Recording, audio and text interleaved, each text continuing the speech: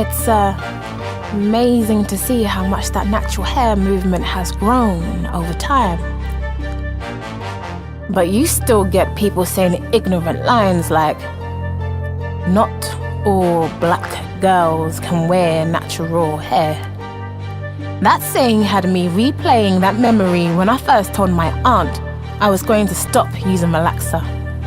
She looked at me with a confused face to say, why the change? I don't understand. Afros are hard to maintain or even attract a man, I guess.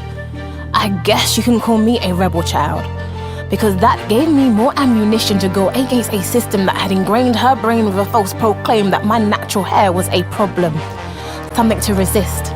I insist it was for myself and my health, so when young black girls say we are fearfully and wonderfully made, it will be played and replayed in our minds so much we will never feel inclined to conformity. It scorns me to know we still show self-hatred in places we're not ready to admittedly face yet. Hair is just one of them. But in this one, I won't back down. I wear my hair fitted like a crown on purpose, unapologetic of our status.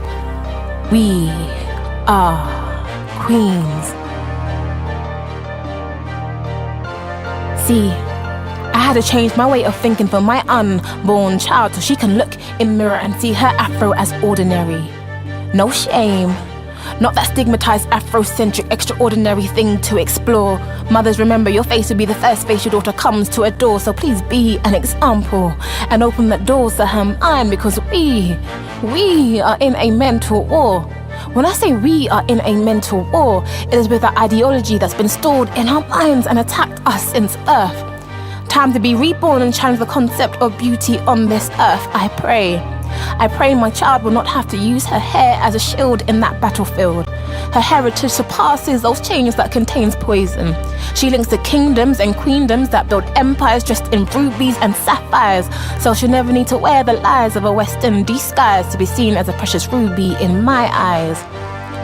She won't cling to the idea that her hair needs to be European, Malaysian, or Asian for society's acceptance.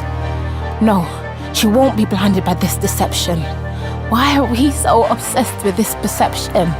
And you may talk about loving that black skin you're in, but if you disregard that hair it brings, you are not an exception.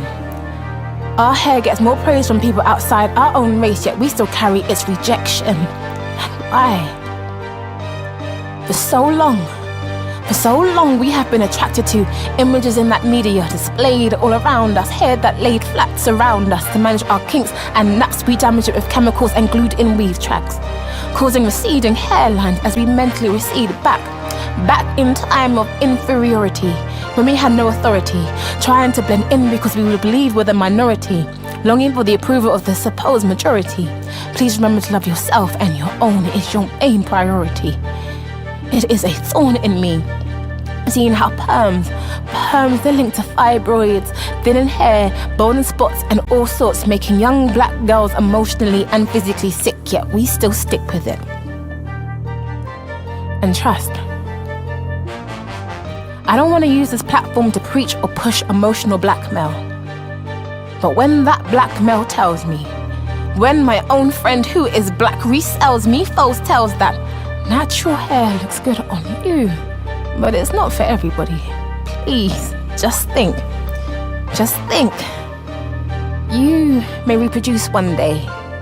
May not be that same line you play your offspring, because you know they cannot run away from their skin, thinking if they straighten their hair to fit in they can win, but it will bring a string of more self-deprecation. Natural hair does not suit everybody. That line doesn't even make sense. How can what is from you not be for you? No other race puts their hair through this tireless case, yet we still place ourselves in. In that one line, you question God's design.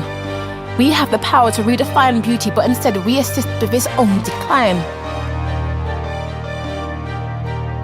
See, when I finally took some time to retrace our history, the mystery of our race, that we still find it difficult to embrace our God-given position on this place. I mean, did the Willie Lynch syndrome really do a number on us that strong? Yes, they tried to destroy us before, but our ancestors came through with a mighty roar. So please explain to me why you still believe that your natural self is wrong. We still strut along covering our head with weaves and extensions, rejecting how our own hair is an extension of ourselves.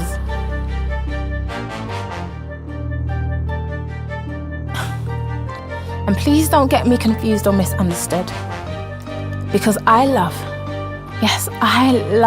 being creative and different with our hair. So please continue to wear all the different hairstyles out there with good care. But if you can't stand that stare when your hair is laid bare, it will be you that tears us down. Hair is a black girl's trade. We were created with our hair before being colonized or made into slaves. Black women introduced braids, locks, straighteners and weaves. Madam C.J. Walker, a black hair businesswoman, the first American-air millionaire woman, a beautiful legacy she leaves. Black women paved that way. Black women came and changed that game. So when the whitewash world try and claim boxer braids as their own, remember, black girl with African hairstyles, we own that throne. Never let it be shame that's shown, or you try to disown the history that's in the heart of our homes. Don't you dare simply sit there and moan about culture appropriation. You take back what can only ever be ours, holding your head high, showing no humiliation. Afro hair no other race can ever replicate. You demonstrate you're not afraid to do you when you showcase your Afro hairdo. No more can they ignore that lioness is raw, but simply adore her crown and beauty. For all of those nations to see, it was a black woman that birthed all humanity. So yes, it will be a black woman that this humanity needs, but instead it feeds off a negative portray. And we stay in it every time we use our tongues to say, not all black girls can wear natural hair. Who taught you to hate the texture of your hair?